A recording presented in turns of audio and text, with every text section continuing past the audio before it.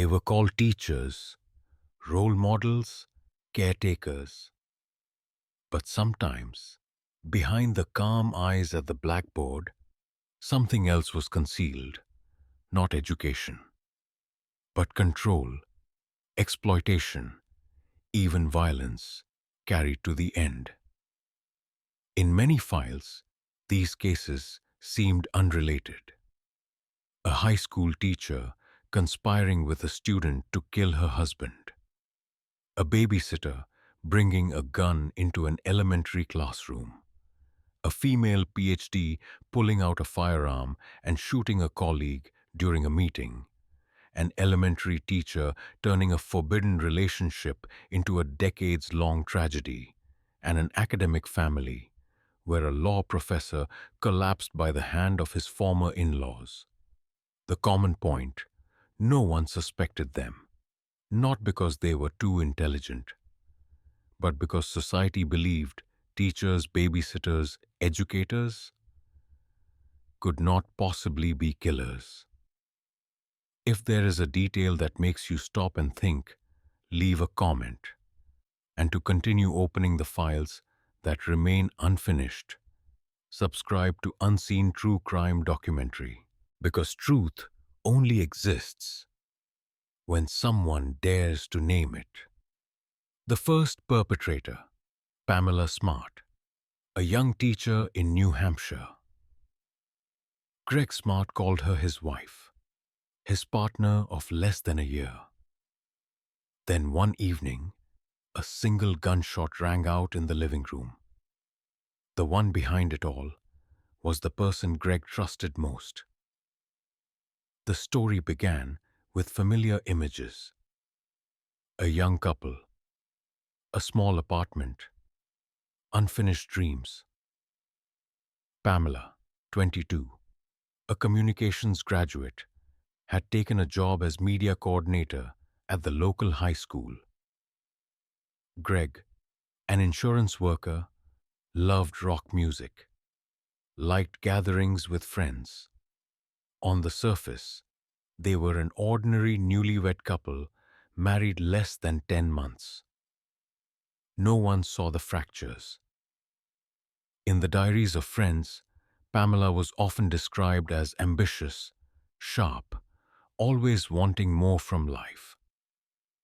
Greg was content with simplicity. The difference opened the way to a distorted relationship between Pamela and Billy Flynn, a 15-year-old high school student. The first conversation seemed harmless, revolving around music and movies. But closeness turned into secrecy. Flynn later recounted that Pamela was not only seeking affection. She planted the thought that Greg was an obstacle, that if he remained, they could never be together. The whispers repeated, taking root. Flynn, too young to fully understand, brought in his friends.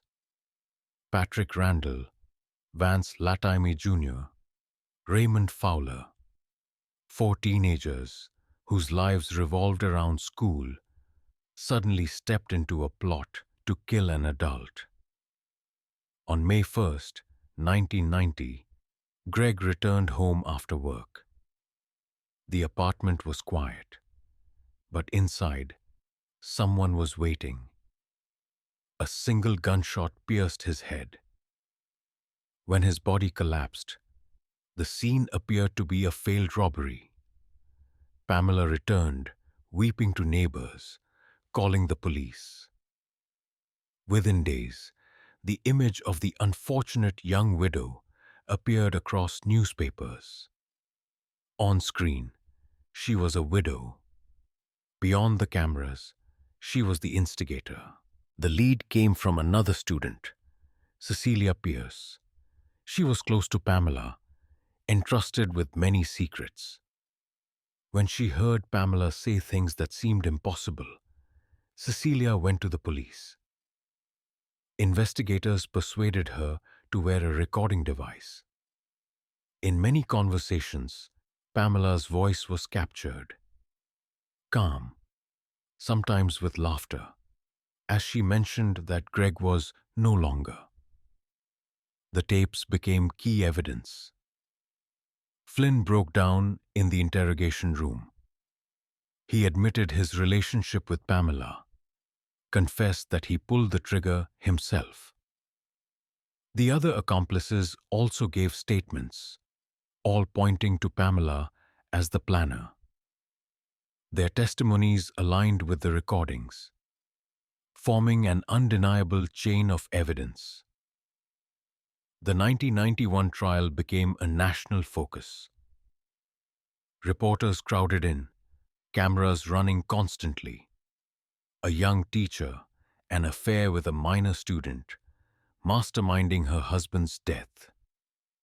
The case contained details that held public attention. Prosecutors replayed the tapes, showing Pamela urging Flynn, insisting Greg had to die.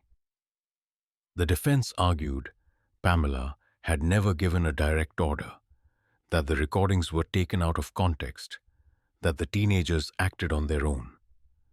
But the jury was not convinced. On the day of sentencing, Pamela sat still in dark clothing, her blonde hair tied back. No clear expression appeared as she heard the judge deliver the sentence. Life imprisonment without parole. Flynn and the others received lighter sentences due to their age and cooperation with investigators. The apartment where Greg died was returned to the family. The traces cleaned, but silence remained. In the official record, the case was summarized in a few lines. Male victim, fatal gunshot to the head. Perpetrators, wife and group of teenage accomplices. But between those dry words, one detail from the tapes endured. Pamela's laughter, interspersed with planning. A short, cold sound, more revealing than any other evidence, because sometimes the killer does not need to pull the trigger. It is enough to plant the idea, to secure agreement, and then stand aside. And it is precisely that gap, the gap between laughter and death, that ensures this case never closes in the memory of those who once listened to the tapes. The second perpetrator, Lori Dan, a babysitter who once worked as a preschool teacher, living in isolation with disorders few could fully understand. Nicholas Corwin, 8 years old, went to school like any other day. But on a June morning in 1988, the classroom suddenly became a place where gunfire echoed. The one who pulled the trigger was the woman to whom parents had once entrusted their children. Lori Kay Wasserman was born in 1957, raised in the suburbs of Chicago, in a well-off family. Outsiders saw a quiet girl, somewhat unusual, but not markedly different. Only in adulthood did the instability become clear. Lori developed obsessive-compulsive disorder, a fear of germs, spending hours cleaning, changing locks, washing her hands until they bled. She believed many people were conspiring against her. Her family took her to doctors, who recorded her mental condition but gave no specific diagnosis. After each course of treatment, Lori returned to living alone, more withdrawn than before. Her short employments as a babysitter or preschool teacher ended under suspicion. Parents reported that children were often forced to sleep, locked in rooms, or subjected to unexplained behavior. No case went to court. All of it sank, like small signs overlooked. She continued to be seen as someone trusted to watch children. On June 20, 1988, Lori loaded her car with belongings: several handguns, bottles of gasoline, knives, gloves. She left no note, no explanation. That morning, she drove to the town of Winnetka. Hubbard Woods Elementary School was in the middle of an ordinary class. Lori entered the classroom of Nicholas Corwin, 8 years old. No one recognized the danger until she drew a gun. Multiple shots were fired. Nicholas was struck and fell to the floor in front of his classmates. The other children fled, screams filling the hallway. Chairs and desks crashing. Lori left immediately, driving away from the school. On the road, she stopped at several houses, knocked on doors, attempted entry. Finally, she arrived at the home of Philip Andrew, a 20-year-old student she had once known. Inside, Lori pulled a gun and shot him in the chest, causing him to collapse. He lost blood quickly, but tried to remain calm, speaking to stall for time, hoping for a chance to survive. Meanwhile, police surrounded the area. The standoff lasted hours. Tactical units stood outside, using loudspeakers to order Lori to lay down her weapon. Inside, her voice carried out, fragmented, mentioning those she claimed were harming her, interspersed with gunfire. Then silence. When police stormed in, they found Lori dead by her own gun. Nicholas never returned home that day. His small desk remained empty, schoolwork unfinished. Philip Andrew survived after multiple surgeries, but the injury followed him for life. He later became a lawyer and spoke publicly for gun control. The other children grew up with the memory of that morning. An ordinary school day turned into a place of loss. In the investigation file, the case was summarized in a few lines. Female perpetrator, history of mental illness, victim 8 years old, killed in the classroom. Others injured, one hostage critically wounded. But those lines could not capture the silence left behind after the gunfire.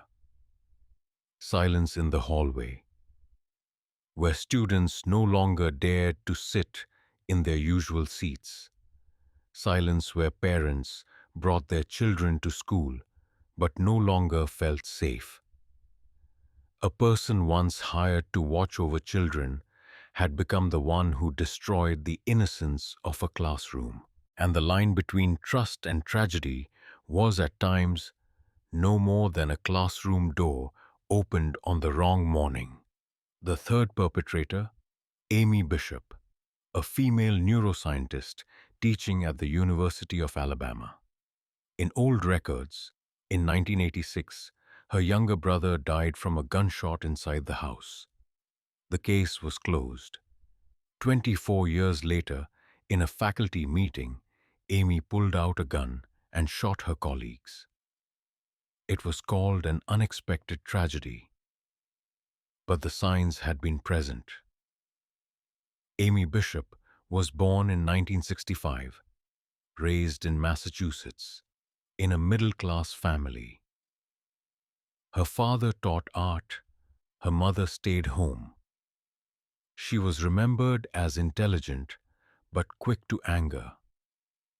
On December 6, 1986, police were called to the house in Braintree. There, Seth Bishop, 18, was found collapsed on the kitchen floor. Amy, then 21, was holding her father's shotgun. According to her statement, Amy said it was an accident. She had been testing the gun, unaware it was loaded. The first shot struck Seth. In panic, Amy fled carrying the weapon and pointed it at another man before being subdued. The case file was closed quickly. The family called it an accident. Police filed no charges. Amy was released and continued her studies. Later, many investigators argued that the 1986 case had been handled too hastily. But at the time, everything ended there. Amy earned a doctorate in neurobiology and taught at the University of Alabama in Huntsville. Colleagues described her as intelligent, capable in research, but volatile, prone to outbursts over minor issues. Many students also noted the tension in her classes. In early 2010, Amy was denied tenure. The decision meant her academic career would end. On February 12th, she came to campus as usual, attending a faculty meeting in a small room. As the meeting proceeded, Amy drew a handgun from her clothing and fired repeatedly. 3 colleagues fell immediately: Department Chair Gopi Podila, Professor Maria Ragland Davis, and Professor Adriel Johnson. 3 others were wounded. In the chaos, survivors hid under tables, searching for a way out. Amy's gun jammed. She left the room, ran down the stairs, and was arrested outside the building. No resistance, no explanation. News spread immediately. A female professor, a biologist, had killed 3 colleagues inside a university. The press called it a sudden shooting, a mass shooting in an academic setting. But deeper investigation revived the old case from 1986. The question was raised: if Seth's death had been handled differently, would the bloodshed of 2010 have happened? The trial lasted for years. The defense argued Amy suffered from mental illness, that the violence was the result of neurological disorder. Prosecutors emphasized the preparation. She carried the gun, concealed it, waited for the faculty meeting. The jury returned a verdict of first-degree murder. Amy was sentenced to life imprisonment without parole. In the courtroom, she wore prison uniform, her hair graying, her face nearly expressionless as she heard the sentence. The victims' families sat in silence, saying nothing. The autopsy reports listed causes of death, locations of wounds, times of death. But what was not recorded? The collapse of a department, the empty chairs in offices, and the question of responsibility that had been left behind 24 years earlier. In public memory, Amy Bishop was not only the shooter in Alabama. She was also the sister who held a gun that killed her brother in the family kitchen, then escaped punishment. 2 incidents separated by nearly a quarter of a century were joined by a thin line, warnings ignored. And once again, that silence led to gunfire inside a meeting room. The 4th perpetrator, Mary Kay Letourneau, an elementary school teacher in Seattle, mother of 4 children. In class, she met Willie Fualau, 12 years old. The relationship began with assignments and encouragement. But it quickly became a tragedy beyond boundaries. The question never answered: love or manipulation? Mary was born in 1962, the daughter of a politician, raised in a large family. Friends described her as intelligent, lively, sometimes impulsive. After graduation, Mary became an elementary school teacher in Burien, a suburb of Seattle. She married Steve Letourneau and had 4 children. Outwardly, it was the image of a stable middle-class family. House, job, children. But within Mary, another fracture quietly formed. In class, Mary paid attention to a Samoan-American student, small, fond of drawing. Willie Folau, 12 years old, called her teacher. At first, the relationship was limited to schoolwork. Encouragement from a teacher. Then the boundary disappeared. Mary began spending time with Willie outside class, taking him out, sharing secrets. When Willie turned 13, closeness became intimacy. In 1996, the relationship was exposed. Mary, then 34, was pregnant by Willie. The revelation shocked Seattle. She was arrested, admitted to unlawful relations with a minor. The court sentenced her to 6 months in jail, under the condition she never sees Willie again. But soon after release, Mary violated the order. Police caught her with Willie in a car. This time, the sentence was heavier. 7.5 years in prison. While incarcerated, Mary gave birth to 2 children, both fathered by Willie. Willie, still underage, faced public scrutiny and the role of a father. Interviews showed a confused, isolated teenager who still claimed he loved Mary. His family opposed it, society condemned it. But Mary continued to insist it was real love. In 2004, Mary completed her sentence. Willie was then 18. The two reunited, publicly resuming their relationship. In 2005, they married. The wedding was covered by the media as a paradox. A teacher once convicted of relations with a student, now legally married to that same boy. They lived together for years, raising their children, appearing on television, occasionally giving interviews about a love that survived barriers. But the debate never ended. Many saw Mary as a criminal who manipulated a child without full understanding. Others viewed it as an unusual relationship that endured despite legal boundaries. In court records, Mary remained a convicted sex offender.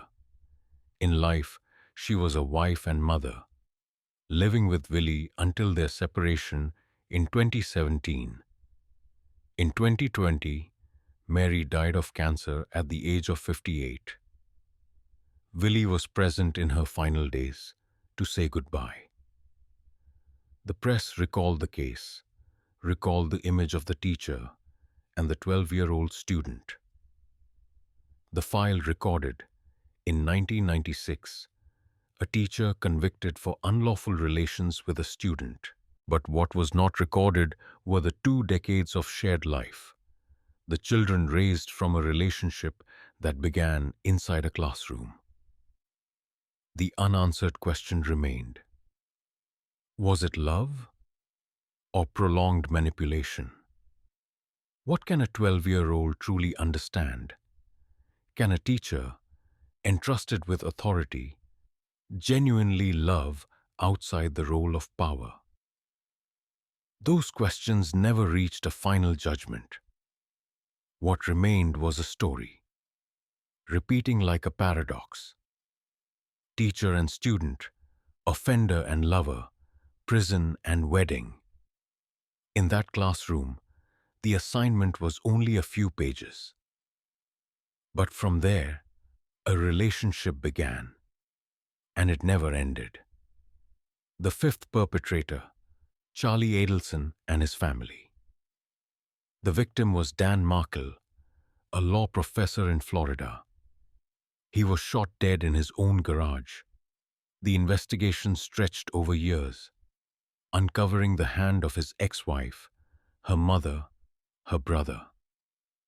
In the court record, the Adelson family was no longer a family.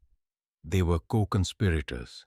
Dan Markel, 41, was a prominent law professor at Florida State University.